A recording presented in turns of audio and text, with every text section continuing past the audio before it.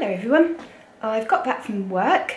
I met Darcy and she's going off to see some screening of something that she's been invited to, and so she's going to come and stay at the flat here as well. So I thought I'd take this opportunity, because I've got to stay up for her, of first of all putting some lovely roast vegetables in the oven. I popped to the co-op and got some goodies for a meal.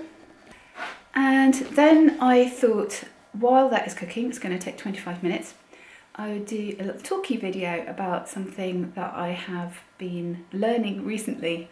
So it's a life lesson really. I know it's starting off looking like a vlog, but I'm going to do one of Liz's life lessons tonight.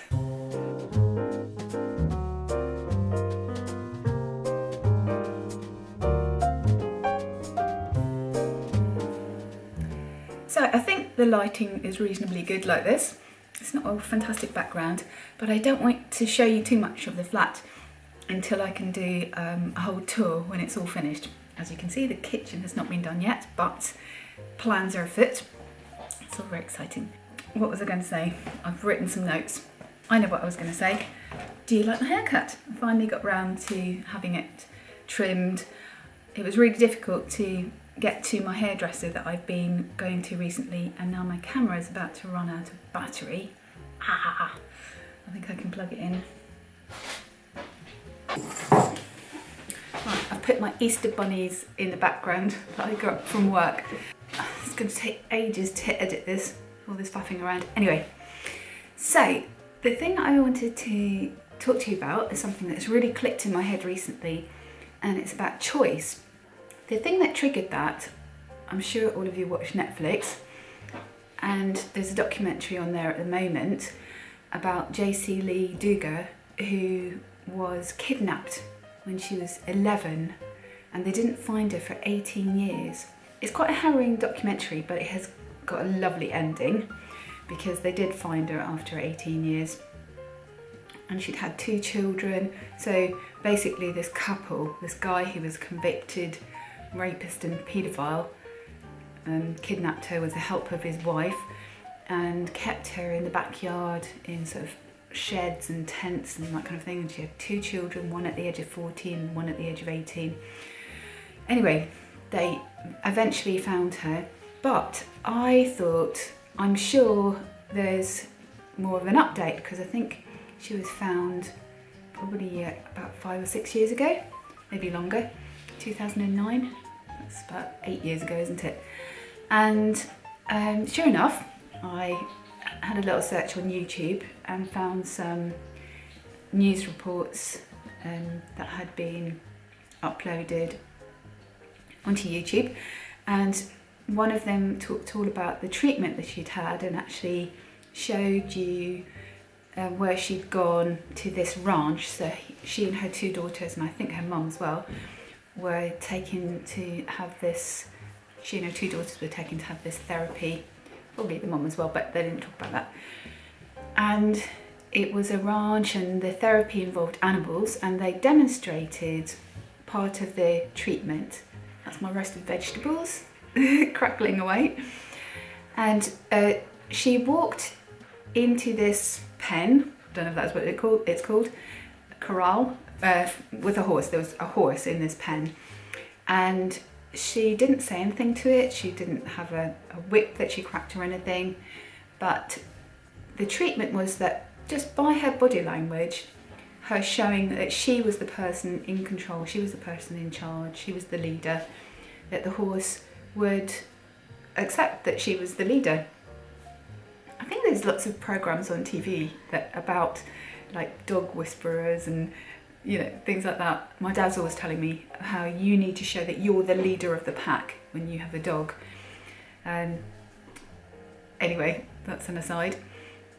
And she walked around the horse, and then she walked at the side of the horse and held out her hand, and the horse followed her. And then as she increased her pace, the horse synchronized its steps with hers. It was really interesting. And the therapist was saying, when you've been in a situation where somebody's taken control of you and you've been controlled and manipulated, we've got to rewire the brain to learn that you have choices. And I thought, bing, something clicked.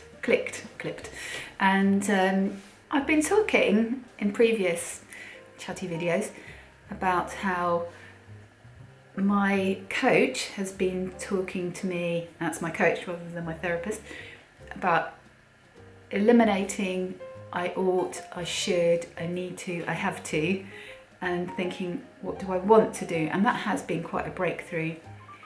But this was really interesting because it's part of the whole transaction analysis thing I've talked about before as well, where you remain in your adult. So if somebody is trying to control you, even if it's just like nothing like as serious as being kidnapped and raped and anything like that, but just, the sorts of things, I've written some notes of the sorts of things that can make you feel like this.